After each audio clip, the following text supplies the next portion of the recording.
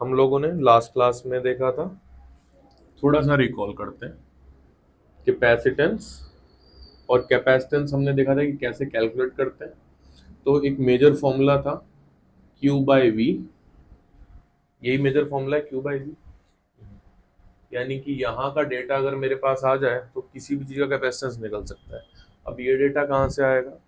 E is equals to या E D R is equals to D V integral, यहाँ से data आ जाएगा। लेकिन उसके लिए मुझे अगर बाकी सारी चीज़ों का इलेक्ट्रिक फील्ड पता हो, ये इलेक्ट्रिक फील्ड किस किस का हो सकता है? ये कुछ ज्योमेट्रीज का था। वो कौन सी ज्योमेट्रीज थी? कौन कौन सी थी? वो रॉड थी, वो रिंग थी, ठीक है। यही पूरे इंटायर 11th 12th में अगर कॉन्टिन्यूस बॉडीज कोई भी बोलेगा ना तो उसका मतलब यही होता है। Rod, ring, hollow sphere, solid sphere, sheet. अच्छा, आज शीट इंपॉर्टेंट है तो मैं शीट का बता भी दे रहा हूँ। शीट में भी दो होती है बेटा, एक थिन शीट, एक थिक शीट, ठीक है। ये वो ज्योमेट्रीज हैं, जब हम गॉस वगैरह पढ़ रहे होंगे ना तब हम देखेंगे इनकी इलेक्ट्रिक फील्ड कैसे निकालते हैं, या पढ़ चुके होंगे तो निकालते कैसे, ठीक। तो इन सब का एक अपना अपना फॉर्मूला है, ठीक है। तो जरा उठे तो ध्यान दियो, उसमें सर मत मार लियो, ठीक है। तो thin,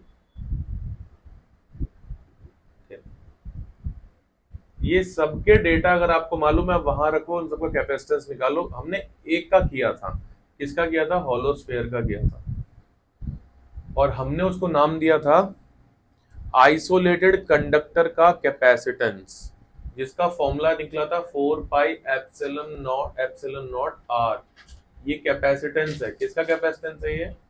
capacitance of an isolated conductor, simple, ठीक है। Okay, done. अब आज क्या कर रहे हैं, इतना हम पीछे कर चुके थे। यहाँ पे मैं बता दे रहा हूँ, जिसको पता है ठीक है, जिसको नहीं पता है वो जान लो। थिन शीट की इलेक्ट्रिक फील्ड जो होती है वो होती है सिग्मा बाय 2 एप्सिलॉन नॉट।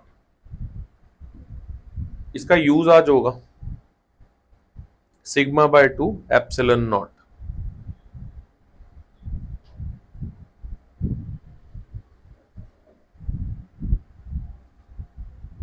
ठीक है।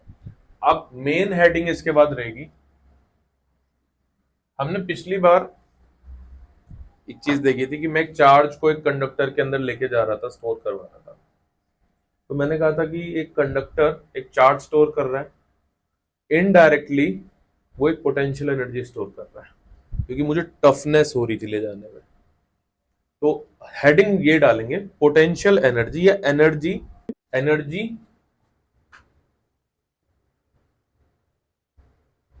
stored in charge capacitor, energy stored in charge capacitor. अब एक कंडक्टर, वही वाली स्टोरी है कि हमारे पास एक कंडक्टिंग बॉडी है, हम उसके पास चार्ज स्टोर करवा रहे हैं। लेट्स से कुछ चार्ज हम स्टोर करा चुके हैं और उसके पास अभी जो टोटल चार्ज है, अभी अभी के टाइम पे जो टोटल चार्ज है वो Q है, और इस बॉडी का पोटेंशियल V है। लेकिन इसके पास अभी भी कैपेसिटी है स्टोर करने की, तो मैं इसमें और चार्ज एंटर करा रहा हूं। मुझे इसको लेके जाना है इसकी मैक्सिमम वैल्यू तक। लेट्स से वो वैल्यू Q नॉट है, तो Q नॉट क्या है? इसकी लिमिट है कि ये यहां तक चार्ज ले सकता है। ऐसे ही पोटेंशियल V है, तो उसके बाद पोटेंशियल बढ़ के V नॉट भी तो हो जाएगा, हो जाएगा, राइट। तो अब मैथमेटिकल एक्सप्रेशन पे आ रहे हैं। पोटेंशियल का formula work done per unit charge था।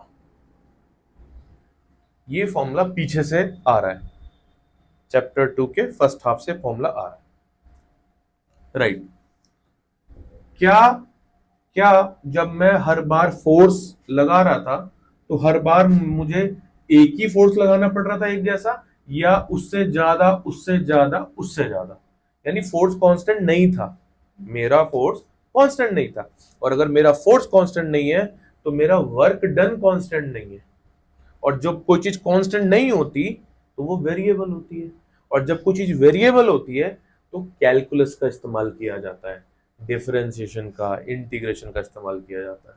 ठीक है, तो यानी कि मैं इस फॉर्म को ऐसे ना लिख करके मैं इस फॉर्म को ऐसे लिखूंगा।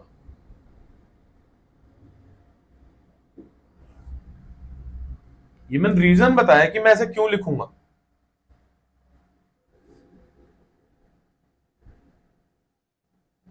ठीक है, v को मैं लिख सकता हूं q बाय सी इंटीग्रल डी क्यू, ये डी डब्ल्यू, इस बॉडी की एक फिक्स कैपेसिटेंस होगी, हमें मालूम नहीं है, हमने कांस्टेंट बाहर निकाल लिया। इंटीग्रल क्या बचा, क्यू डी क्यू, इधर डी डब्ल्यू, डी डब्ल्यू। ठीक है, कहां से कहां तक चार्ज ले सकता है ये मैक्सिमम, क्यू नॉट तक ये मैक्सिमम चार्ज ले सकता है। शुरू हुआ होगा जीरो से और मैक्सिमम लिमिट गई क्यू नॉट तक। ठीक है, तो अगर मैं राइट हैंड साइड को इंटीग्रेट करूं तो क्यू डी क्यू का इंटीग्रेशन क्यू स्क्वायर बाय 2, तो सी तो बाहर है जी, और लिमिट क्या आई है क्यू नॉट से जीरो, तो ये क्या हो गई, half C Q not square. नीचे ही है बेटा, नीचे ही, नीचे ही है, नीचे ही है।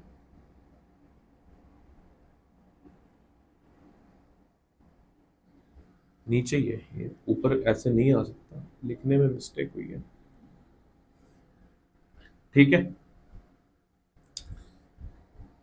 ये आया हमारा फॉर्मूला। मैं इसको ऐसे लिख दूं, मैं इसको ऐसे लिख रहा हूं, हाफ क्यू स्क्वायर, अच्छा ये आ गया, ठीक है ना, यहां पर फॉर्मूला हमारा आ गया। मैं इसको उस तरीके से अब लिखने की कोशिश कर रहा हूं जैसे मुझे फॉर्मूले याद हो जाए। तो half Q square by 2c, ये एक फॉर्म है, ये एक फॉर्म है किसकी, क्या निकाल रहे हैं, एनर्जी स्टोर्ड, वर्क डन है, वर्क डन क्या बताएगा, एनर्जी तो बताएगा। ठीक है, Q is equals to CV, इसको साइड में कहीं लिखो रफ में, Q is equals to CV, और Q की जगह रिप्लेस करो CV, तो क्या हो जाएगा, half C square V square upon C, cancel, another form comes which is called half CV square. दो फॉर्मूले, एक में Q और C दिख रहा है, एक में C और V दिख रहा है, C दोनों में दिख रहा है, तीसरी फॉर्म निकालो जिसमें C ना दिखे। हो सकती है तीन फॉर्म, तो मैं लिख दे रहा हूं direct half Q times V, इसी का मैंने यूज किया है बस, और कुछ नहीं। C की वैल्यू उठा लो, रख दो, आ जाएगा। ये तीन, ये तीन फॉर्म्स हैं, समझ आया नहीं आया, ठीक है, ये तीन फॉर्म्स हैं जिसका यूज हम करते हैं बारी बारी एनर्जी कैलकुलेट करने में। जिस क्वेश्चन में सी और वी दोनों दिया हुआ है उसमें ये, अदरवाइज जो जैसे दिया हुआ है वैसे अपना देखते चलो। ठीक है,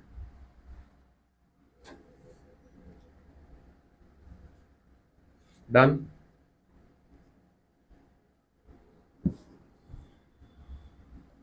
पहले कुछ कंटेंट खत्म कर लेते हैं तब न्यूमेरिकल्स लेते हैं। Energy stored in charge capacitor हो गया।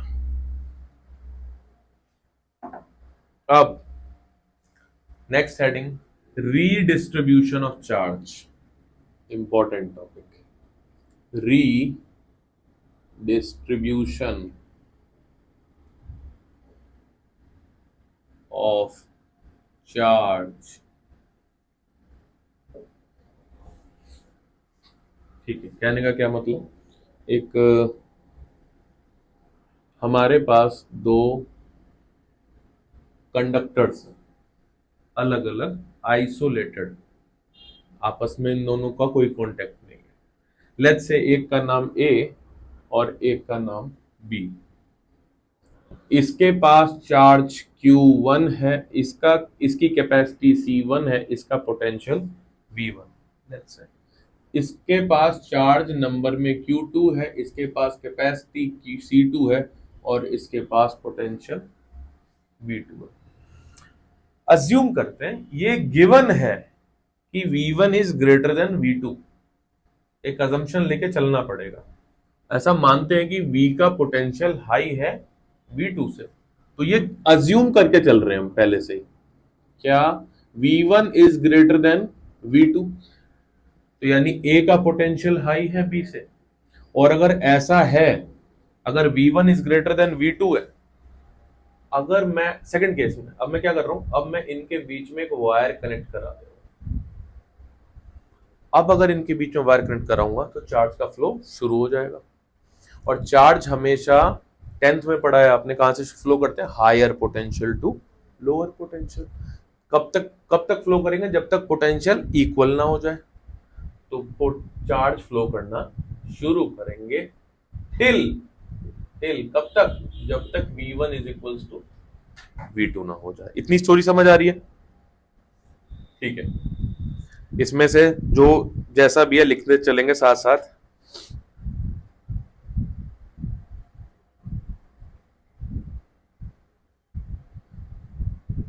इनिशियली इस पूरे सिस्टम के पास चार्ज थे Q1 प्लस Q2, पूरे सिस्टम के पास टोटल इतना था। अभी अभी होंगे Q1 dash plus Q2 dash. क्या मतलब सर, सपोज यहां 8 थे, सपोज यहां 2 थे, तो टोटल हो गए 10। टोटल तो 10 हो गए, ये नंबर कितना हो गया, 10। अब यहाँ 5 रह गए और यहाँ 5 रह गए, या 4 यहाँ रह गए, 6 यहाँ रह गए, लेकिन नंबर अभी भी कितना टोटल रहा, 10। उससे ऊपर तो नहीं चला जाएगा, चार्ज कहीं से और तो नहीं आ जाएगा, क्रिएट तो नहीं हो जाएगा खुद। तो जितना पहले थे दोनों के पास, रीअरेंज होने के बाद भी टोटल तो उतना ही है दोनों के पास अभी भी। तो इस चीज को बोलते हैं कंजर्वेशन ऑफ चार्ज। ये लाइन कहां से लिखी है हमने, conservation of charge. Reason, conservation of charge, यानी कि चार्ज अपने आप को रीअरेंज करते हैं।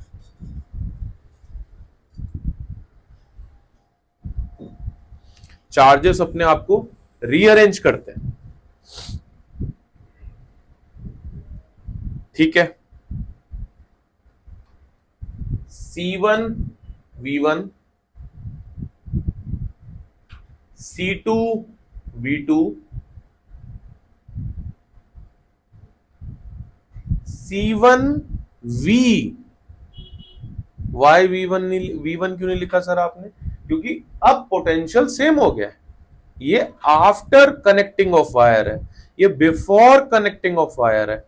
आफ्टर कनेक्टिंग ऑफ वायर इनका पोटेंशियल सेम होके कोई V हो गया है। स्टोरी समझ आ रही है? मैथमेटिक्स के साथ स्टोरी समझते चलना है। यहां पे क्या हो गया, C2V। अब आपके सामने जो भी सिचुएशन है, यहां से मुझे V कैलकुलेट करके बताओ आप। C1V1 plus C2V2 is equals to C1V plus C2V।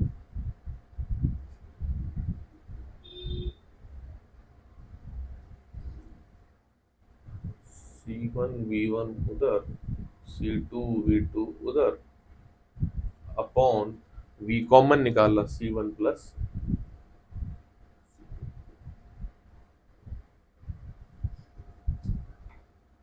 आप करके भी देख लेना, यही आना चाहिए, ठीक है। This is called common potential.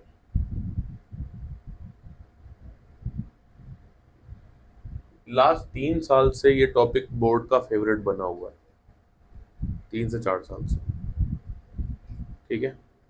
So this is what we call the common potential.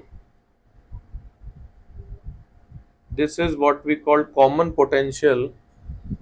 आ जाओ आ जाओ आ जाओ आ जाओ आ जाओ, कोई और भी है क्या साथ में? हेलो सर, आइए। अच्छा अच्छा, लास्ट टाइम आई थी, अभी परसों आई थी। हाँ देखा है मैंने, देखा है मैंने, मंदिर के सामने। समझ गया, बाकी बिहारी वाले ना, मैं समझ गया। अच्छा। कोई, so this is called common potential. Late कैसे हो गया बेटा?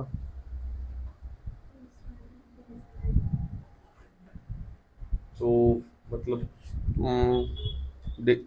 इसी टाइम पे मतलब आ सकते हो, इससे पहले आगे से आ सकती हो? और कहाँ पे है वो? कोई नहीं, तुम 40 तक भी आ जाओ तो भी ठीक है, 40 तक आ जाओ, ठीक है। अब फिर से थोड़ा सा तो कुछ निकल ही गया, बाकी कोई नहीं, अब संभालो, फिर बात करते हैं। सो this is redistribution of charge. हमने क्या निकाला? Common potential. अगर किसी पाइप में से पानी फ्लो कर रहा है, आप कॉपी करते रहना, किसी पाइप में से पानी फ्लो कर रहा है, वो ऑब्वियसली वो पाइप कहीं टैप में लगी हुई है, लेट्स से वहां से आ रहा है, तो उधर हाई प्रेशर होगा, सिंपल सी बात है, इधर लो प्रेशर होगा, तभी पानी फ्लो हो रहा है। तो अगर मैं बोलूं कि सिंपल ऐसा फ्लो एकदम हॉरिजॉन्टल, तो क्या पानी के particles surface area of pipe में फ्रिक्शन लेते हुए आगे आ रहे होंगे, रगड़ते हुए आगे आ रहे होंगे? समझ पा रहे हो आप बात को? तो जहां से वो पार्टिकल निकले थे टैप से, जब टैप से निकले तब उनके पास हाई एनर्जी है, या जब वो 1 किलोमीटर दूर आ चुके हैं तब उनके पास हाई एनर्जी है? इनिशियली जब वो स्टार्ट हुए तब उनके पास हाई एनर्जी है, अभी वो लो एनर्जी पर है, इसलिए V1 हाई होता है। समझ गई बात को? राइट। लेकिन इस बात को हम जस्टिफाई करेंगे मैथमेटिकली भी, थियोरिटिकल बोल के निकल जाए तो हमने अपने आप को खुश रखने के लिए थ्योरी तो बना ली, लेकिन मैथमेटिकली भी देखेंगे। अगर ऐसा है तो energy of V1 must be, यानी कि मैं ये बोलना चाह रहा हूं कि इनिशियल एनर्जी, हमने ये बोला कि इनिशियल एनर्जी हाई है फाइनल एनर्जी से, तो इनका डिफरेंस यानी E initial minus E final positive होना चाहिए। अगर ऐसा है तो ये हम देखने चल रहे हैं। तो एक सेकंड बस, ठीक है। तो अभी यही चल रहा है हमारा, हमारा यही रहा है, टॉपिक यही है। हम क्या निकाल रहे हैं? Loss of energy.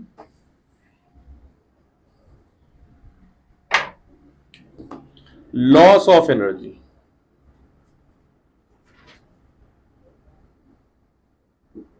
Loss of energy का मतलब मालूम है क्या? तो हाफ, क्या है फॉर्मूला एनर्जी का भाई?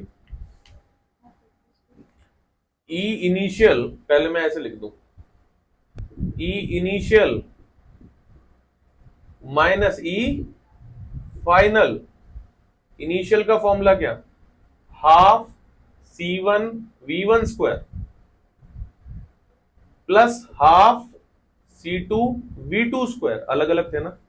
और फाइनल का फॉर्मूला क्या? Half C1 V square plus half C2 V square, and you know the, यहाँ बीच में नेगेटिव है, and you know the value of V from previous board. Just put the value of that V here and see what will be the expression of loss of energy. बड़ा काम दे दिया मैंने तुम्हें, तुम लोग लगे रहो। C1 प्लस C2, ये वैल्यू आनी चाहिए भाई आपकी।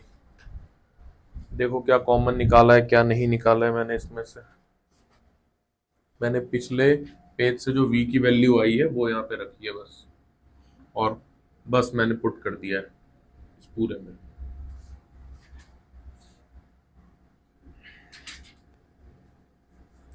यही आनी चाहिए, पर टाइम लग रहा हो तो इसको लिख लेना, वेरीफाई कर लेना। ये वैल्यू आ रही है positive, it means EI is greater than EF. It means energy loss in charge transfer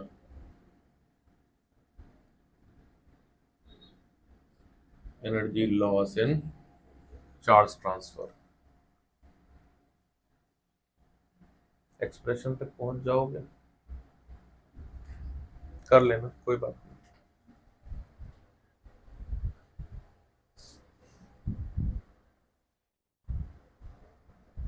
ऐसे सोचो कि एक रॉड है, ये तो हो गया, ये दो फॉर्मूले इंपॉर्टेंट थे, एक ये और एक इससे पीछे जो कैपिटल V का लिखा था, C1 V1 plus C2 V2 वाला, वो फॉर्मूला।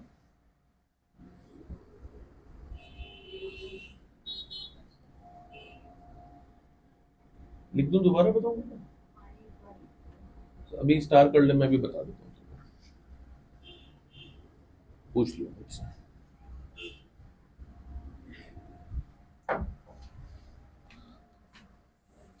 ऐसा सोचो, अपार्ट फ्रॉम द टॉपिक सोचो, हमारे पास एक रॉड है, स्टील रॉड है, ठीक है, और फिर इसको लेके हम गए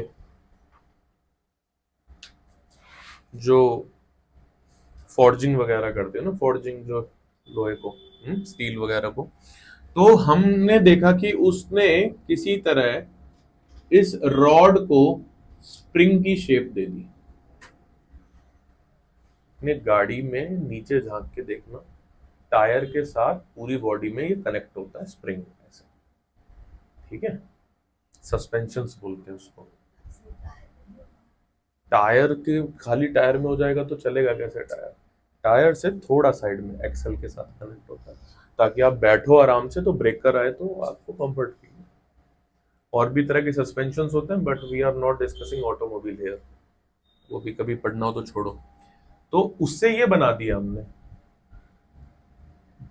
दोनों का मास सेम है, दोनों का मटेरियल सेम है, बट क्या अगर मैं इस रॉड को गाड़ी में उस जगह लगा दूं तो ये वही फंक्शन करेगा जो ये करेगा? क्या चेंज हो गया? सामने से क्या दिख रहा है, क्या चेंज हो गया? Shape, geometry, orientation. तो बेसिकली ओरिएंटेशन के चेंज होने से मटीरियल ने दूसरे तरीके से काम करना शुरू कर दिया।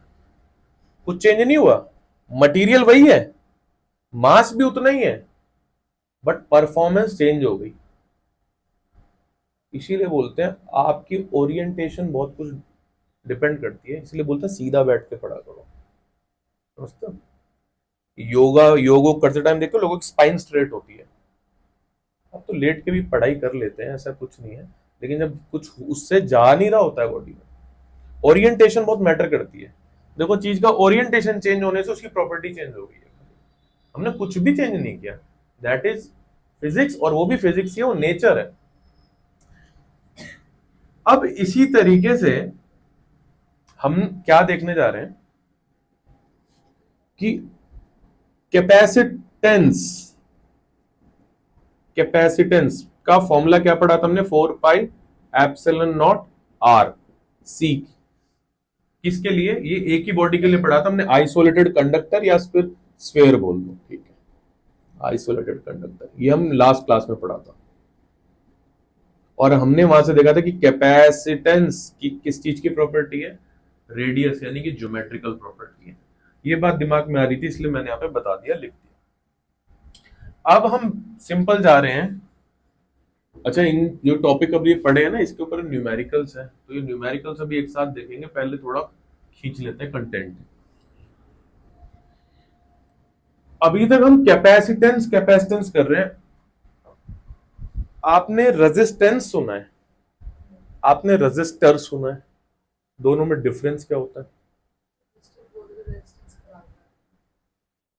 रेजिस्टर खुद ही कंपोनेंट है, रेजिस्टेंस उसकी एबिलिटी है, कैपेसिटेंस एबिलिटी है, करवाएगा कौन? कैपेसिटर। ऐसे इंडक्टेंस, ये नई टर्म है तुम्हारे लिए, ये एबिलिटी है, कराएगा कौन? इंडक्टर। तो 3 कंपोनेंट आप पढ़ते हो पूरे सिलेबस में, कैपेसिटर, रेजिस्टर, इंडक्टर, जिनके पास प्रॉपर्टीज है कैपेसिटेंस, इंडक्टेंस, रेजिस्टेंस। हम क्या पढ़ रहे हैं? रेजिस्टेंस नहीं। हम क्या पढ़ रहे हैं? इंडक्टेंस नहीं। हम पढ़ रहे हैं कैपेसिटेंस। इसलिए अब टॉपिक का नाम है कैपेसिटर।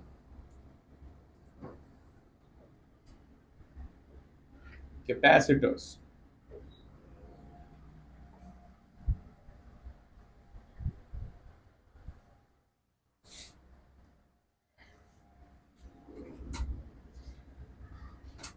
पहले समझेंगे, लिखने का काम एक साथ शुरू करूंगा उसके बाद।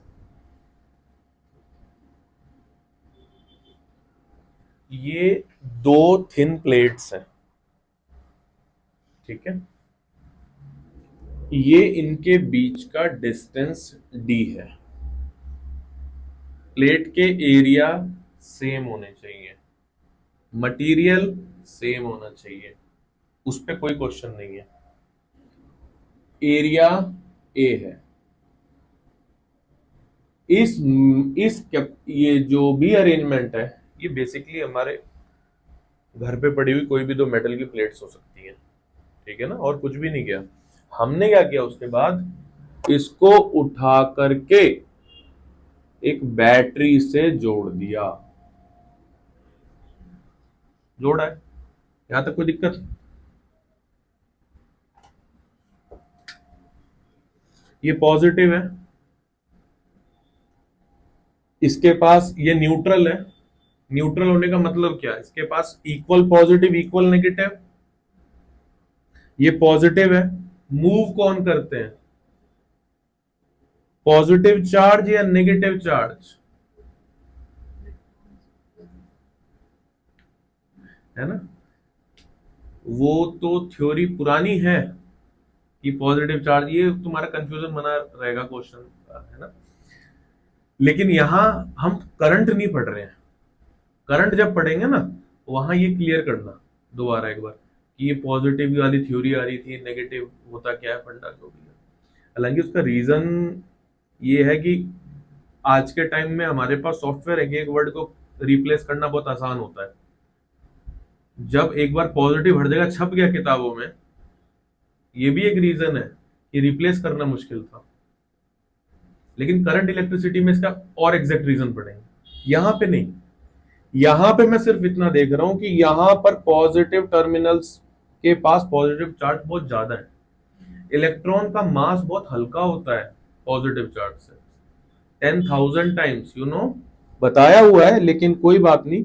9.01 into 10 power minus 31 kg, this is the mass of an electron, and mass of a proton is 1.67 into 10 power minus 27 kg. Minus 27 minus 31, this is 10,000 lighter than this. मेरे से 100 किलो भी भारी कोई इंसान होगा तो मैं उसको उठने नहीं दूंगा कि भाई मैं ही ले आता हूं, कुछ लाना है तो आप बैठे रहो। ये 10,000 टाइम्स है हल्का, तो ये मूव नहीं करता, मूव इलेक्ट्रॉन ही करेगा।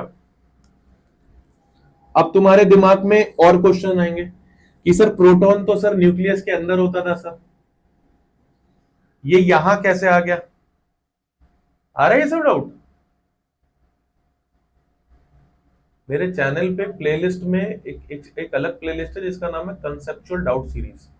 उसमें पहली वीडियो इसी चीज पर है, 5 मिनट की है, देख लेना, नहीं तो अभी टॉपिक कहीं और चला जाएगा। ठीक है, ले लेना भाई लिंक जिसके पास नहीं है।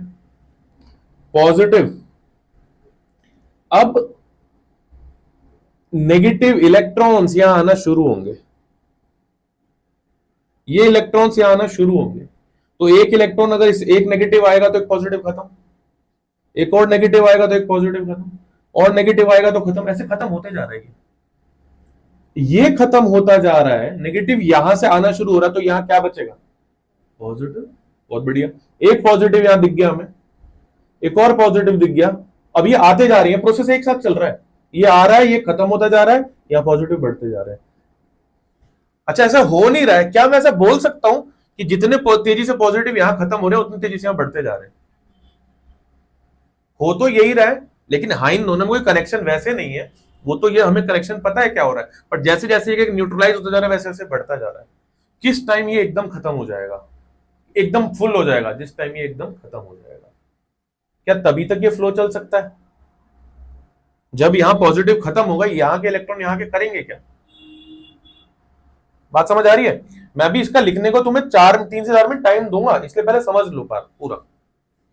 तो जब यहां होते होते ऐसे बहुत सारे पॉजिटिव हो गए, ये खत्म। ठीक है, यहां पे क्या थे? बहुत सारे नेगेटिव थे, ये पॉजिटिव, बीच में gap, charging by induction dominance here. What is charging by induction?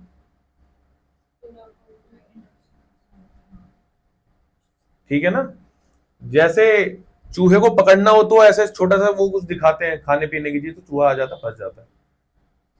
Actual contact नहीं करने देते, खाने देंगे भी नहीं उसको, वो फंस गया। अब ये पॉजिटिव है, यहां पे न्यूट्रल है, तो इस न्यूट्रल के सारे नेगेटिव इधर आके खड़े हो जाएंगे लाइन से। एक्चुअल कांटेक्ट हुआ क्या? नहीं, लेकिन ये कह रहे हैं कि भाई हम दोनों तो मिल सकते हैं, तो बोलते हैं मिलो तो सही, गैप है बीच में, लेकिन इधर आके खड़े हो गए लाइन से। इसको बोलते हैं पोलराइज्ड होना, पोलराइज्ड हो रहे हैं। ये नेगेटिव है, पॉजिटिव इससे दूर होके इस साइड आ जाएंगे, प्लेट के इस साइड। एक प्लेट है, प्लेट के इस साइड नेगेटिव, इस साइड पॉजिटिव आ गए, आगे पॉजिटिव। अब एक साइड पॉजिटिव एक साइड नेगेटिव ज्यादा देर एक दूसरे से दूर नहीं रह सकते। ये कौन किसके पास जाएगा? ये ही वहां जाएंगे। तो जैसे जैसे इलेक्ट्रॉन इधर जाना शुरू करेगा, एक खत्म होगा, एक न्यूट्रलाइज कर देगा। इसको हो रहा है, एक और गया यहां पे, न्यूट्रलाइज कर दिया, एक और गया, और करते करते सारे न्यूट्रलाइज कर दिए। एंड में बचा क्या? ये अब ये बैटरी किसी काम की नहीं मान ली, इसके पोटेंशियल से खत्म हो गए, इसके पास चार्ज ही खत्म हो गए। ये प्लेट अब अपने आप में बैटरी ही तो बन गई, क्योंकि बैटरी क्या है? बैटरी क्या है? Opposite terminals with opposite charges, basically opposite terminals. अब सुनना, अब अगर मैं इस बैटरी को ऐसे काट दूं, बैटरी हटा दी मैंने, और मैं यहां पर कोई बल्ब लगा दूं, लेट्स से कि की अभी ओपन है और ये क्लोज कर दी, सडन करंट फ्लो होगा।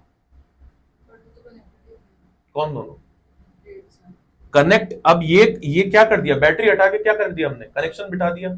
अब ये और ये एक दूसरे के पास जाने की कोशिश करेंगे, इस बीच में तो जा ही नहीं सकते, तो कहां से जाएंगे? बल्ब से होते हुए। और जब बल्ब से होते हुए जाएंगे तो बल्ब को जलाते हुए जाएंगे, और ये इतनी तेजी से होता है, इसको बोलते हैं सडन स्पार्क। यही वो फिनोमिना है जो बहुत ओल्ड मूवीज में, जो बड़े बड़े कैमरे नहीं यूज होते हैं ओल्ड ओल्ड मूवीज में, अभी नहीं, 1920s 30s में, तो वहां बहुत तेज फ्लैश जलता है। जब अब तो हम लोग ऐसे फ्लैश जला लेते हैं, वो जो फ्लैश जलता है ना, वो सेटअप होता है कि अंदर का सर्किट सिस्टम है, वो नहीं समझाने जा रहा हूं। लेकिन क्या ये समझ आया कि एक कैपेसिटर बैटरी की तरह काम कर रहा है, लेकिन कितनी देर के लिए कर देगा? ये तो बस एक बार जला के जहां न्यूट्रलाइज हुआ खत्म, क्योंकि प्लेट्स बड़ी हैं। ये पूरा समझ आया तुम्हें जितना? इसको बोलते हैं चार्जिंग ऑफ कैपेसिटर्स, जो आपने अभी पढ़ा। क्या पढ़ा अभी आपने? Charging of capacitor. लेकिन फिर क्वेश्चन यहां पे कि sir what exactly is capacitor. आपने बताया चार्जिंग कैपेसिटर, यहां से कैसे डिफाइन कर सकते हैं कैपेसिटर को। Capacitor is a device having to plates with minimum distance, equal area, equal amount of charges, opposite in sign, that arrangement of conductors is called capacitor। तुमने खुद बनाई है डेफिनेशन, मैंने कुछ नहीं किया है। ठीक है, बात समझ आ रही है। तो कैपेसिटर क्या है ये समझ आया, चार्जिंग कैसे हुई समझ आया। जब जब ये इस पे पॉजिटिव आ रहे थे और इस पे नेगेटिव, इसके पॉजिटिव खत्म हो रहे थे, तो उस फिनोमेना को क्या बोलते हैं, कैपेसिटर का चार्ज होना। जैसे ही की लगाई और ये खत्म हुए, जब ये खत्म हो जाएंगे तो चार्ज भी खत्म, ये भी खत्म, न्यूट्रल हो गया, उसको बोलते हैं डिस्चार्जिंग। तो चार्जिंग ऑफ कैपेसिटर आपने पढ़ लिया, डिस्चार्जिंग ऑफ कैपेसिटर आपने पढ़ लिया। थोड़ा सा लिखवा देता हूं। पॉजिटिव से नेगेटिव की तरफ जाएंगे, लाइक डिस्चार्जिंग, तो उस पे फिर चार्ज कुछ भी नहीं बचेगा ना, खत्म हो जाएगा। एक बार एक जगह चले जाएंगे तो न्यूट्रल हो जाएगा ना सर। और कुछ write down, any two conductors separated by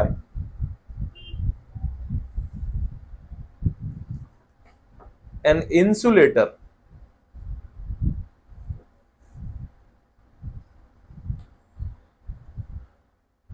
or vacuum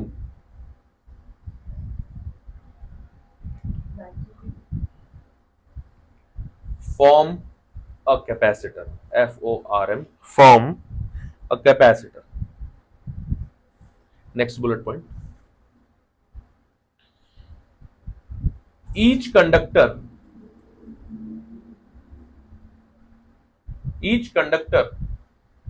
initially has zero net charge,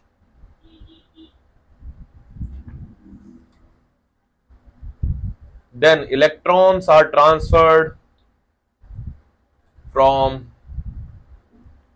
one conductor, then electrons are transferred from one conductor to the other, called charging of the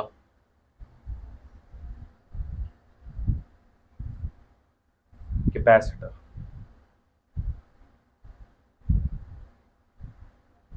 Next bullet point, the two conductors have charges with equal magnitude and opposite sign. Underline the word equal magnitude and opposite sign.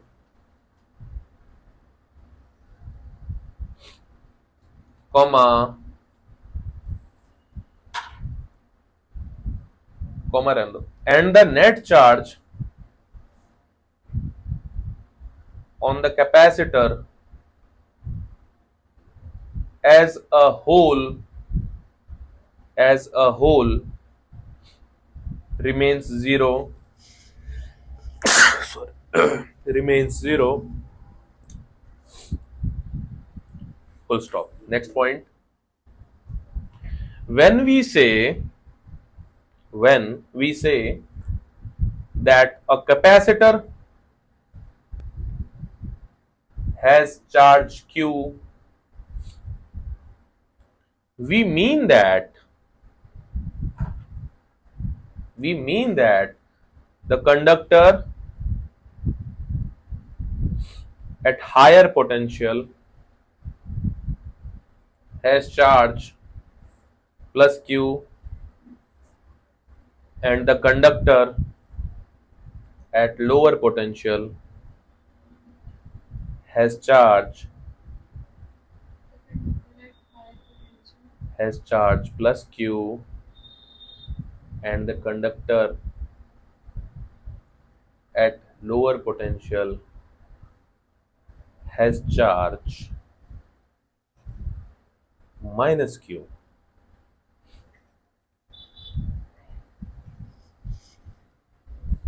एक और point, on behalf of this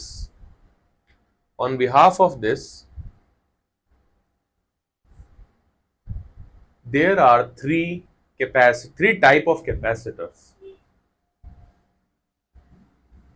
One, parallel plate capacitor, जो आपने अभी अभी देखा. Two, cylindrical capacitors.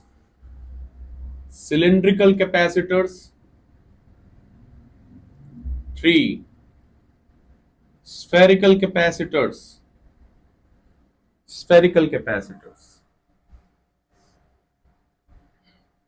ये जो हमने पढ़ा बस 2 और 3 सिलेबस में नहीं होता है, तो उसका आगे कट मार देना, लेकिन पैरेलल प्लेट कैपेसिटर में पढ़ना होता है. लेकिन आपको पता होना चाहिए कि ये भी एग्जिस्ट करते हैं, क्योंकि ऊपर की सारी थ्योरी को ये लोग भी सेटिस्फाई करते हैं. आप देखो यहां पे भी 2 अलग अलग कंडक्टर है, यहां पे भी 2 अलग अलग कंडक्टर है, यहां भी 2 अलग अलग कंडक्टर है. इनके बीच का स्पेस भी बहुत कम है, इनके बीच का स्पेस भी बहुत कम है, इनके बीच का स्पेस भी बहुत कम है. एक स्टूडेंट का क्वेश्चन हुआ लास्ट ईयर कि सर, पहले उसने क्लास के बीच में पूछा था, मैंने उसको, क्योंकि जब आंसर थोड़े बड़े हैं तो मैंने बोला लिख लो इसको साइड में, क्लास के बाद डिस्कस करते हैं. वो मैं क्वेश्चन बताता हूँ क्योंकि वो क्वेश्चन अच्छा था. क्वेश्चन ये था कि sir, what is the reason behind that the distance between the plates of two capacitor is very low or very small. What will happen if that distance will high? सोचो.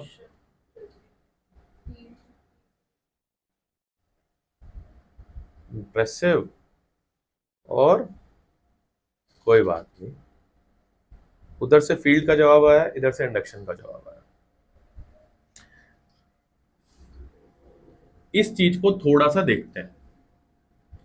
देखो, all we know that electric field is set up from positive charge to negative charge, and if that distance becomes high, तो फॉर्मूले आपने जो भी पढ़े electric field के, वो कहीं ना कहीं समथिंग अपॉन में आर को लेते हैं. कोई भी फॉर्मूला देखोगे समथिंग अपॉन आर की फॉर्म में चलता है. मतलब अगर आर बढ़ेगा तो इलेक्ट्रिक फील्ड वेरी करने लग जाएगी, and if electric field very करने लग गई तो मतलब वो नॉन यूनिफॉर्म हो जाएगी. ऐसा नहीं है कि हम नॉन यूनिफॉर्म को पढ़ नहीं सकते, कॉम्प्लेक्स मैथमेटिक्स आ जाएगी. तो इस चीज को कन्वीनियंस बनाने के लिए भी हम क्या करते हैं, इसके बीच के डिस्टेंस को कम रखते हैं. तो जब अगर बीच के डिस्टेंस को बहुत कम रखेंगे, ये वेरी ज्यादा नहीं होगा, तो ये भी सेम बनी रहेगी. अगर ये डिस्टेंस बहुत छोटा होगा, ऐसे सोचो कि कोई एकदम हॉट कॉफी लाया और तुमने तुरंत कप पकड़ लिया, एक केस, और एक उसने लाके रखा और तुमने 5 मिनट बाद पकड़ा. तुमने दोनों में क्या किया? एक में आपने टाइम दिया ही नहीं उसे ठंडा होने का, दूसरे में आपने टाइम दिया उसको ठंडा होने का. एक में आपने स्पेस छोड़ा ही नहीं इलेक्ट्रिक फील्ड को चेंज होने के लिए, एक में आपने अगर स्पेस छोड़ दिया होता, ज्यादा गैप देते, तो इलेक्ट्रिक फील्ड वेरी होने लग जाती. तो ये रीजन है कि हम अगर बहुत पास रखते हैं प्लेट्स को तो इलेक्ट्रिक फील्ड चेंज नहीं होती है. और अगर इलेक्ट्रिक फील्ड चेंज नहीं होती है तो आज से ये बात दिमाग में बैठ जाए कि पैरेलल प्लेट कैपेसिटर के किसी भी एक्सप्रेशन में V is equals to E D follow होगा. कहां से आया V is equals to E D? पिछली क्लास से, जब मैंने ये बोला था कि V is equals to minus EDR integral, और मैंने कहा था इलेक्ट्रिक फील्ड जब भी यूनिफॉर्म होगी तो ये फॉर्मूला यूज होगा, बोला था पिछली क्लास में. तो यानी कि ये यहां पर काम करने लग जाएगा. क्यों काम करेगा ये? क्योंकि इलेक्ट्रिक फील्ड यूनिफॉर्म है. कहां यूनिफॉर्म है? Between the plates. अब क्वेश्चन, एक और क्वेश्चन कि सर सुनना, ध्यान से अगर मेरी बातें सुनोगे ना, और चैप्टर के एंड में फ्लो चार्ट हम बनाएंगे हर चैप्टर का, 1 का भी हमने बनाया है, 2nd का भी बनाएंगे, और मैं तुम्हें भी करूंगा शेयर। तो आपको रिटेन करने में बहुत आसानी होगी। मैं बार बार चीज को पीछे से जोड़ने की कोशिश करता हूं, मैं फिर से ये कोशिश करने जा रहा हूं। अगर कोई मुझसे बोले कि sir what is the capacitance of parallel plate capacitor specifically, I am not asking for cylindrical, I am not asking for spherical, I am asking what is the capacitance, what is the ability to store the charge of what? Parallel plate capacitor. Then isn't it the same process will follow as we did earlier? क्या याद करो वो process, पहले process लिखूंगा, अभी आज की class में शुरू में लिखा है मैं एक बार दोबारा लिख रहा हूं। सी निकालना है ना, तो सी का फॉर्मूला तो क्यू बाई वी होता है ना, तो वी कहां से निकलेगा? ईडीआर से निकलेगा ना, ये रिलेशन। और ये ई पता होना चाहिए ना किसका? उन ज्योमेट्रीज का जिसके लिए आप कैपेसिटेंस कैलकुलेट करना चाहते हो। ई आपको पता होना चाहिए उन ज्योमेट्रीज का जिसके लिए आप कैपेसिटेंस कैलकुलेट करना चाहते हो। मैं किसका कैलकुलेट करना चाहता हूं? पैरेलल प्लेट कैपेसिटर का। पैरेलल प्लेट कैपेसिटर कौन सी ज्योमेट्री है? एक थिन शीट है, एक शीट है, दूसरी शीट है, तब जाके वो पैरेलल प्लेट हुई है ना। तो मैंने दूसरी को छुपा लिया, सिर्फ एक का तो पता करूं पहले। तो ये कहां पे आता है? चैप्टर 1 में, गॉस लॉ के अंडर। अगेन इस संडे को हम लोग करेंगे इसको, ठीक है। लेकिन मैं बता दूं, जो कि मैंने आज क्लास में पहले भी बताया, कि सिग्मा बाय 2 एप्सिलॉन नॉट, ये फॉर्मूला डायरेक्टली होता है किसका? इलेक्ट्रिक फील्ड का। किसकी वजह से? शीट की वजह से। क्योंकि जब एक शीट के पास चार्ज होते हैं तो वो कितनी इलेक्ट्रिक फील्ड अपने आसपास छोड़ती है? इतनी। अब इसका एक तरीका है बेटा, गॉस ने बताया है वो चैप्टर 1 में, ठीक है। मैं वो डिस्कस करूंगा ना, हम टॉपिक से दूर हो जाएंगे। ये तो याद हो गया नव्या, ठीक।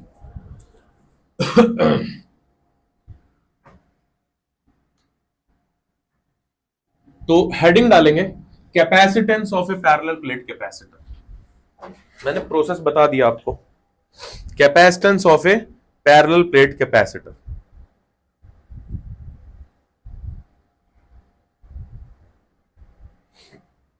अभी तक बहुत साइड व्यू खेल रहे हैं, थोड़ा सा फ्रंट व्यू बनाते हैं इसका। बेटा ये पहली प्लेट, ये बच्चों दूसरी प्लेट। और क्या बताया मैंने अभी? कि दोनों पर चार्ज का अमाउंट सेम रहेगा और ठीक अपोजिट रहेगा, ठीक है। इनके बीच का डिस्टेंस d और एरिया a, इनके बीच का डिस्टेंस d और एरिया a। एक पॉइंट a, ये a पॉइंट है, एरिया वाला a नहीं है, a पॉइंट है। एक पॉइंट b, एक पॉइंट c।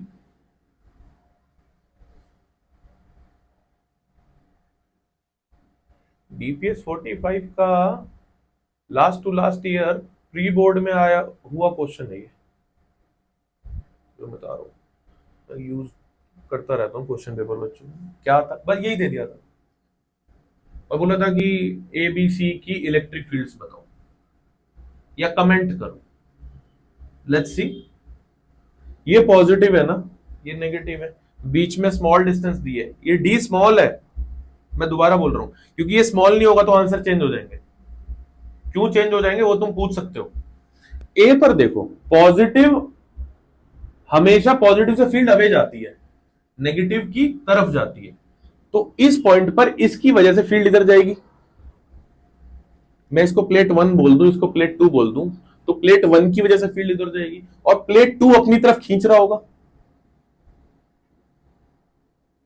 बट अगर इनके बीच का डिस्टेंस बहुत कम है तो इनके फोर्सेस का अमाउंट सेम रहेगा। बात समझ आ रही है? अगर ये डिस्टेंस कम है तो ये भी उतने ही ताकत लगा रहा होगा और ये भी उतनी ही ताकत लगा रहा होगा इसके ऊपर। अगर इनका डिस्टेंस बहुत कम है तो डिस्टेंस ज्यादा होगा तो फोर्स इसका कम हो जाएगा ना। मैं डिस्टेंस कम की ही बात कर रहा हूं, ठीक है। तो ये कैंसिल हो जाएंगे, तो ए पर कितनी फील्ड आ जाएगी, 0, ठीक है। क्या यही हाल सी का भी होगा, क्या यही हाल सी का भी होगा? ये 2 की वजह से होगा, नहीं ये 1 की वजह से होगा और ये 2 की वजह से होगा, पर कैंसिल हो गया कि इलेक्ट्रिक फील्ड वहां 0 हो जाएगी। इन दोनों में किसी को कोई डाउट पूछ सकता है? नेगेटिव की वजह से बेटा दूर गई, पॉजिटिव की वजह से पास आई, बीच वाले में क्या होगा? क्या कोई हेल्प करेगा मेरी?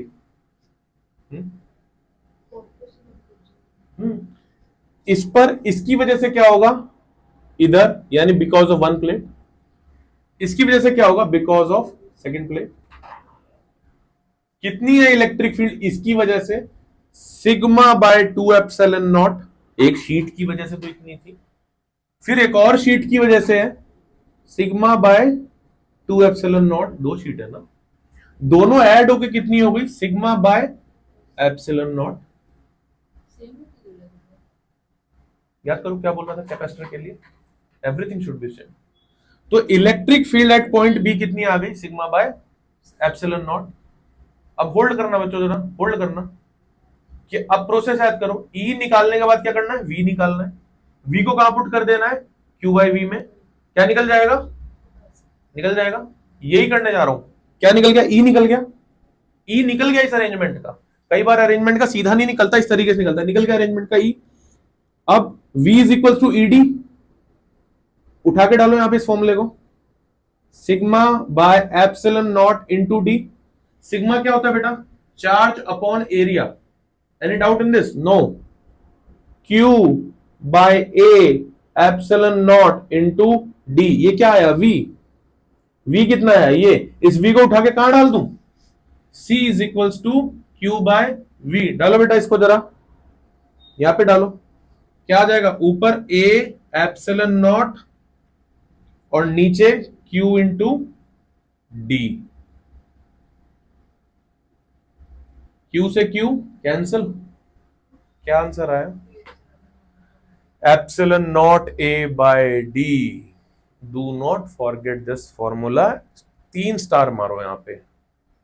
पैरेलल प्लेट टाइप ही कैपेसिटर आपके सिलेबस में है, और ये पैरेलल प्लेट कैपेसिटर का कैपेसिटेंस हमने निकाला है, और ये डेरिवेशन है, और ये डेरिवेशन यूं की यूं आ जाएगी।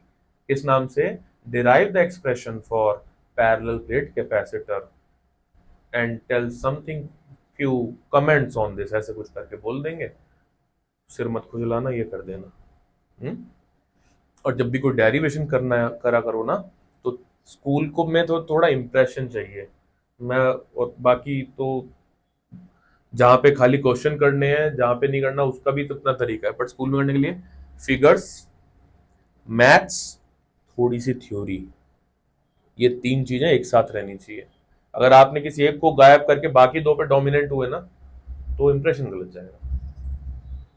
अपीज करना है हमें सामने वाले को, भाई ये बड़ी प्रॉब्लम है।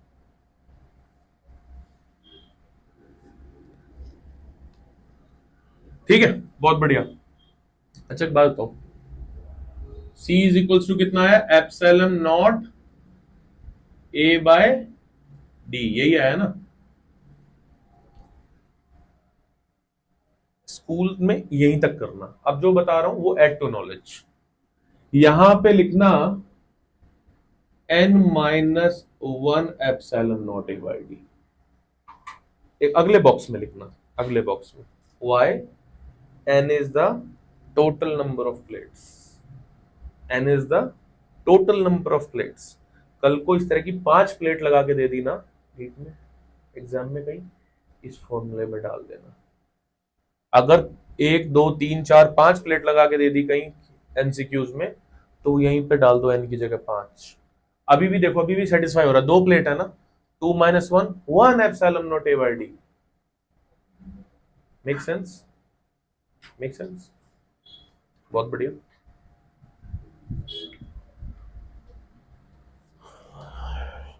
कोई डाउट? मुझे एक बात बताओ,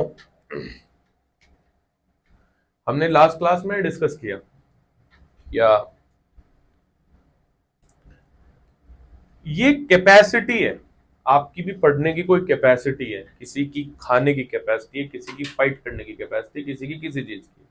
और हर कोई अगर उस पर्टिकुलर टैलेंट को अच्छा मानता है तो वो उस कैपेसिटी को बढ़ाने की कोशिश करेगा। हमारे लिए भी जरूरी है इस कैपेसिटी को इंक्रीज करना। तो आप कुछ भी करते हो उस कैपेसिटी को इंक्रीज करने के लिए, वो आप जानो। इसकी कैपेसिटी को हम इंक्रीज करने के लिए क्या करते हैं, इसके प्लेट के बीच में किसी मटेरियल को इंसर्ट कराते हैं। तो अब तुम्हारे दिमाग में आएगा कि क्यों कराते हैं सर। तो मैं थियोरेटिकली, मैथमेटिकली, ग्राफिकली हर तरीके से उसको सेटिस्फाई करने की कोशिश करूंगा उस आंसर को। तो write down next statement, to increase the capacity of parallel plate capacitor,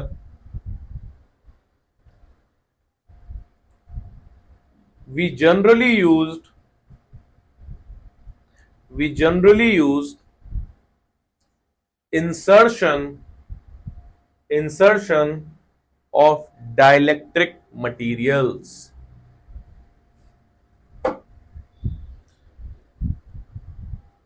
dielectric लेना, मटेरियल मत लिखना, डायलेक्ट्रिक का मतलब ही मटेरियल हो गया। डायलेक्ट्रिक वर्ड को लेके कोई कंफ्यूजन अगर है और सभी सामने नहीं पूछना चाहते और बाद में पूछना चाहते हो तो पूछ लेना, लेकिन अभी के लिए समझ लो कि कोई भी मटेरियल को आप डायलेक्ट्रिक बोल सकते हो। लेकिन यही नाम क्यों देते हैं पूछ लेना। ना पूछने का टाइम मिले फिर से प्लेलिस्ट में जाओ, कंसेप्चुअल डाउट वीडियोस, मिल जाएगा आंसर। टाइम दो थोड़ा अच्छी चीजों के लिए, ठीक है। अब एक बात बताओ मुझे यहाँ पे कि अगर मैं इस प्लेट के बीच में किसी मटेरियल को एंटर कराऊं, लेट्स से कि मेरे हाथ में ये एक प्लेट है और ये मेरी दूसरी प्लेट है, इसके बीच में मैंने ये मटेरियल एंटर करा दिया, ठीक है ना। समहाउ स्टूडेंट आई, उसने लेके ऐसे इंसर्ट करा दिया, ऐसे बीच में आ गई। नाउ ये ऐसा होने से मुझे दो फायदे मिलने वाले हैं। एक जो साफ दिख रहा है क्या, कि अगर अब ये कैपेसिटर ये कहीं दिखेगा, कोई मटेरियल होगा, किसी चीज में फिट होगा, कि अगर एक्सीडेंटली उसके ऊपर कोई फोर्स आए तो ये दोनों प्लेट कभी मिलेंगी नहीं, आपस में नहीं मिलेंगी, तो मतलब कैपेसिटर एज इट इज बना रहेगा सेफ्टी के लिए, पहला रीजन। बट हमारा कोर पर्पस ये रीजन तो नहीं था, हमारा तो रीजन था इसकी कैपेसिटी को बढ़ाना। वो कैसे होगा सर, ठीक है। चलो पहले लिखो पॉइंट लिखो। Placing a solid dielectric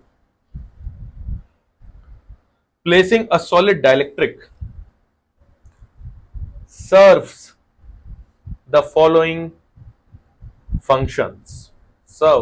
the following functions.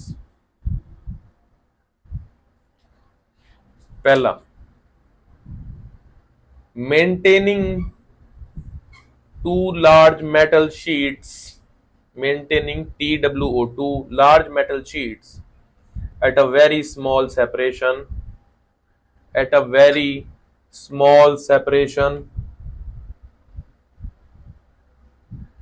Second, it increases at a very small separation. Second, it increases the capacitance.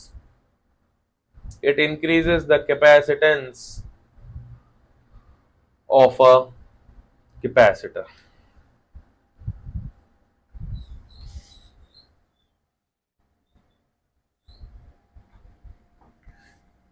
उसी के नीचे इसको लिखना बेटा, जो इलेक्ट्रिक फील्ड है ना प्लेट के बीच की, जब हमने मटेरियल नहीं डाला था तो वो E0 थी। मैं भी इसको प्रूव करूंगा, अभी तो डायरेक्ट फैक्ट की तरह याद रखो इसे। वो इतनी हो जाती है कब, जब मटेरियल डाल दिया, तब electric field between the plate ये हो जाती है। जब नहीं डाला था तो कितनी थी, ये थी। क्या वो कम हो गई? के एक नंबर ही तो होगा, वो कम हो गई। ये के कौन सा नंबर है? यही है डाइलेक्ट्रिक कांस्टेंट। क्या इसी को बोलते हैं रिलेटिव परमिटिविटी? दिमाग में डाउट है?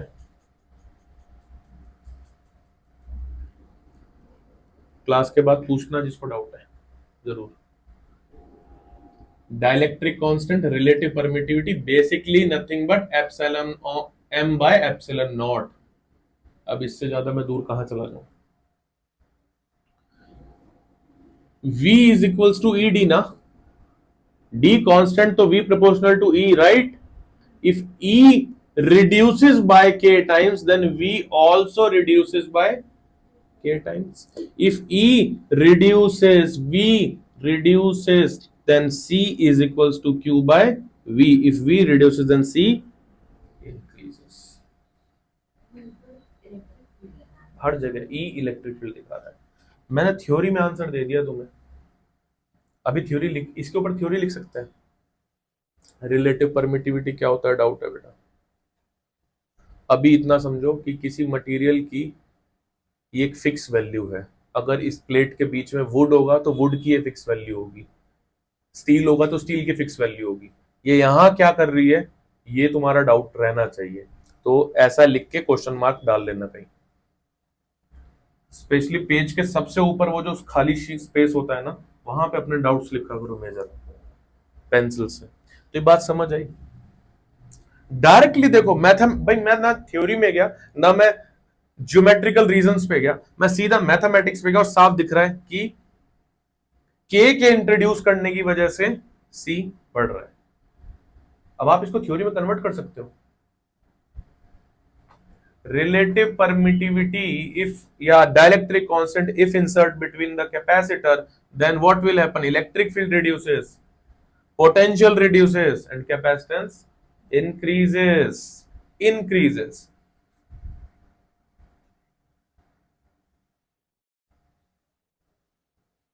I'm taking a pause.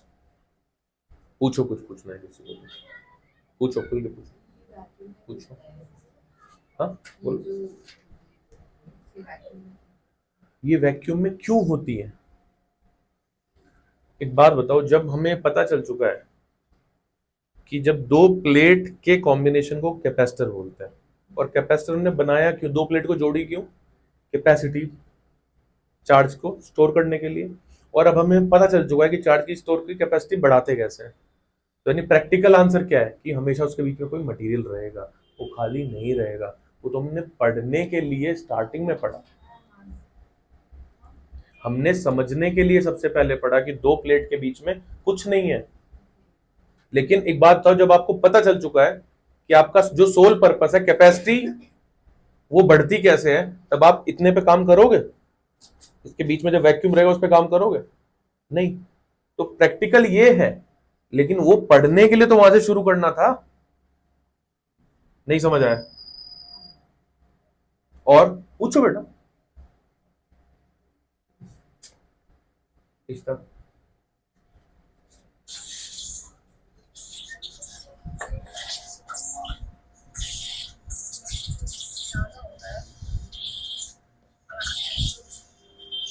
तो टाइप करके भेज दे। इसमें एक चैट में ऑप्शन आ रहा होगा, यहीं कहीं देख, नहीं तो कोई नहीं, लिख लियो, मुझसे पूछो बात। आगे चलते हैं, इसी को मैं भी कंटिन्यू करूंगा, खत्म थोड़ी हो गया ये। अब इस चीज को थोड़ा डीपली समझते हैं। डीपली बोले तो बनाते हैं प्लेटलेट। हाँ, ये बाद का है, नया ही है। देखो ये अभी वो डाउट खत्म होगा। देखो ये प्लेट्स हैं, एक्चुअल प्लेट्स, इसके बीच में अब मटेरियल को डाल रहे हैं। ये डाल दिया मटेरियल,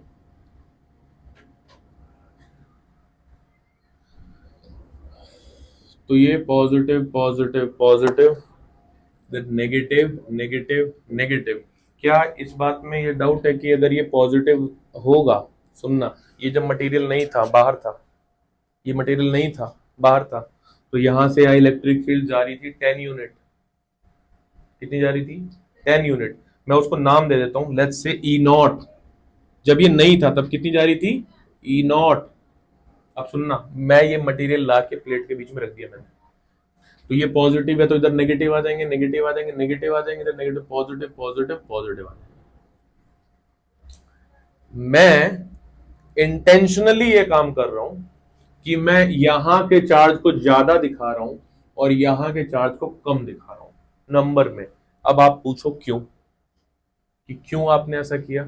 क्योंकि ये दोनों प्लेट्स मेटल प्लेट्स हैं। ये मटेरियल जरूरी नहीं है कि मेटल हो, और जब मटेरियल मेटल नहीं होता तो वो या तो नॉन मेटल होता है या सेमीकंडक्टर होता है। और जो मटेरियल नॉन मेटल और सेमीकंडक्टर है उसका डेफिनेशन का ग्राउंड ही यही है कि उसके पास फ्री चार्ज कम है मेटल से, इसलिए नंबर ऑफ चार्ज कम दिख रहा है।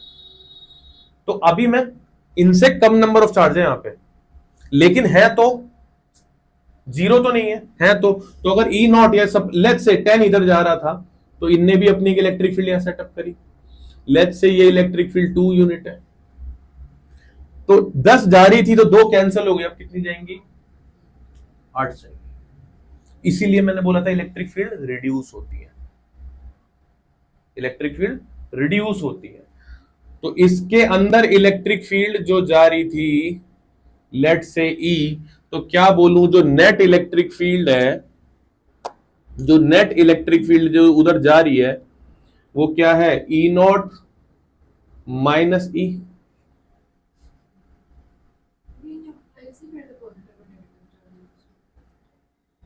कौन से वाले बेटा, ये दोनों या ये दोनों? ये दोनों, ये कांटेक्ट थोड़ी है, ये इतने नंबर नहीं नहीं नहीं नहीं, उसके लिए कोई ना कोई तो मोड चाहिए होगा ना ट्रांसफर का।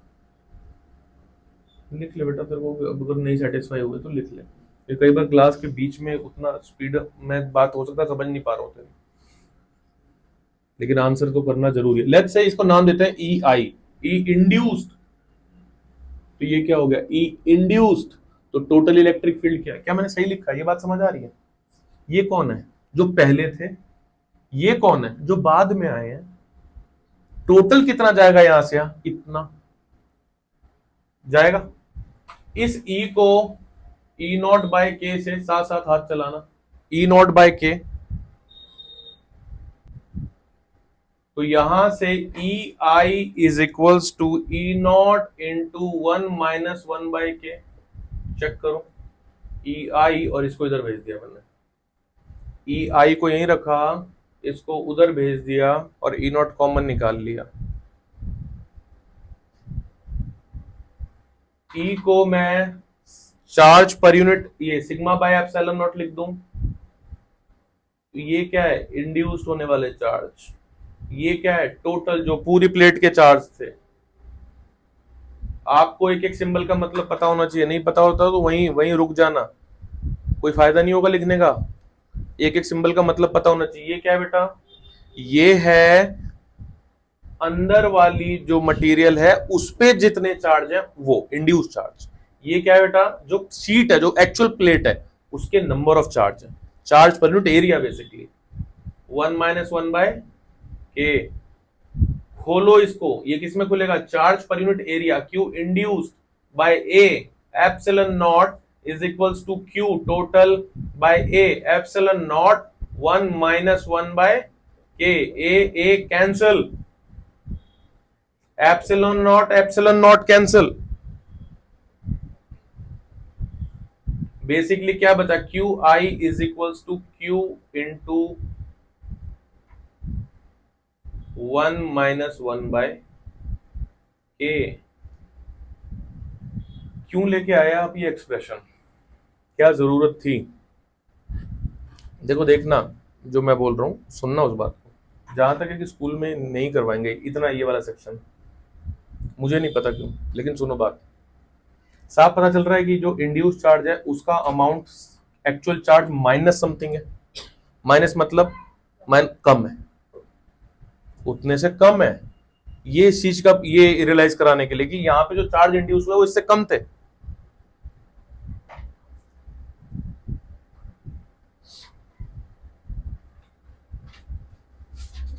its diversion जो सिग्मा जो सिग्मा इनिशियल है वो सिग्मा के इक्वल है नहीं, इक्वल काट ए को काटा है,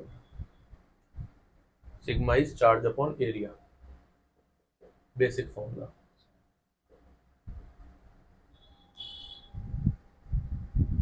इतनी बात समझ आई? ये क्या दिखा रहा है कि जो अंदर की प्लेट के चार्ज हैं वो लेस हैं, Q induce is less then actual plate का चार्ज। इतना ये समझाने के लिए काम किया, बट क्या इससे क्या हो जाएगा? इससे ज्यादा कुछ होगा नहीं अभी। और इस पे और स्टडी करते हैं, इस पे और स्टडी करते हैं।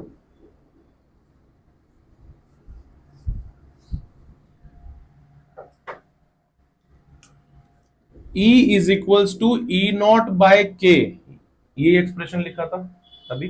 ये कौन सी इलेक्ट्रिक फील्ड है? ये वाली, जितनी टोटल पास हो रही है इतनी कम हो गई। के क्या होता है? Relative permittivity, epsilon M by epsilon not is equals to F not by F M. force between two charge when they are in vacuum, force between two charge when they are in certain medium, उसका ratio आप ये लिख लो। Dielectric constant की value for metallic conductor is infinite, ये special case बता रहा हूं मैं खाली।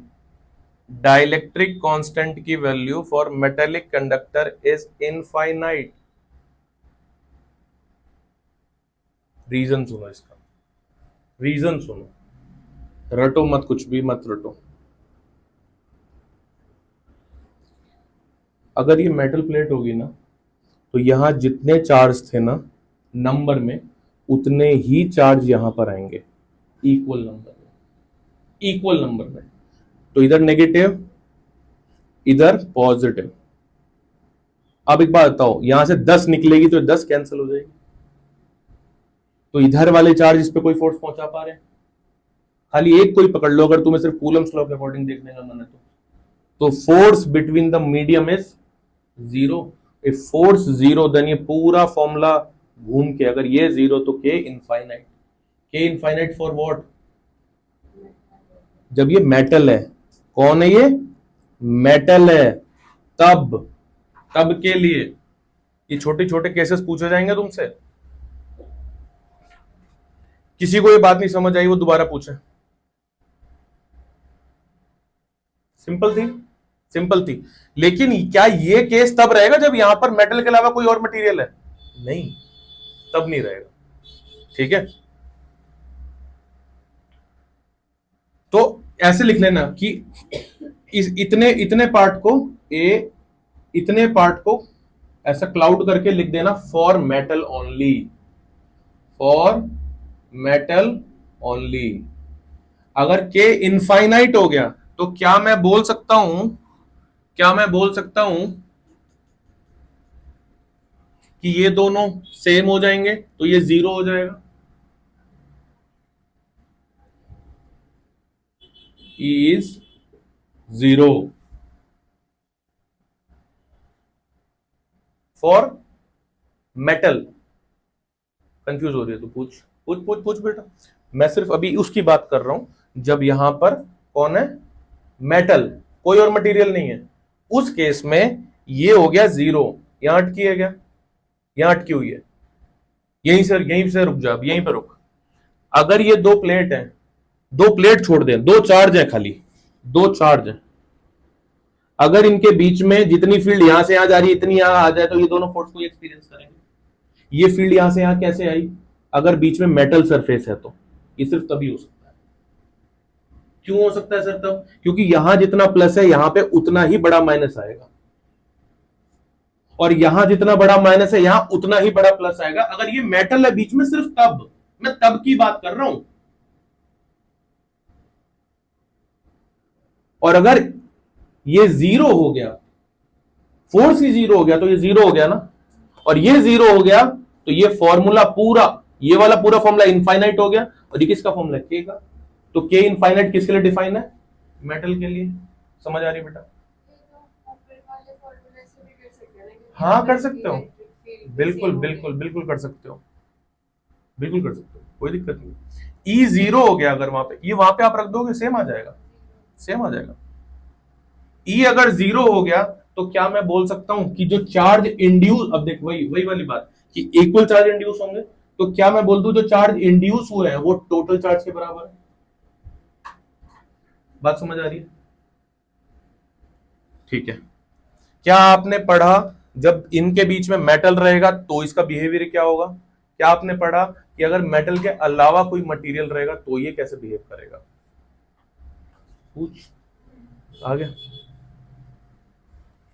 ये प्योर मेटल के लिए, ये मेटल के लिए, और अगर मेटल नहीं हुआ तो Q I is less than Q. ये तो प्रूफ किया था ना अभी पीछे, यहां पे जो मैंने रब किया, Q I is less than Q. तो यूनिवर्सल एक्सप्रेशन क्या है? Q I is less than equal to Q. ये यूनिवर्सल हो गया, ये यूनिवर्सल हो गया कि लेस तो रहेंगे ही रहेंगे, बराबर भी हो सकते हैं। बराबर कब हो सकते हैं? मेटल के केस में। इतना समझ आया? ये टॉपिक अभी 50% ही गया है खाली, ठीक है? क्योंकि इसमें बिल्डअप्स बहुत ज्यादा बिल्डअप्स हैं और बीच में कहीं एक जगह से क्वेश्चन पकड़ेंगे वो। इतना समझ आया? ऐसा कुछ कि जो कि नहीं नहीं ये तो अभी लिखा नहीं और ये समझ नहीं आया? नव्या डन। अब सुनो मेरी बात आगे।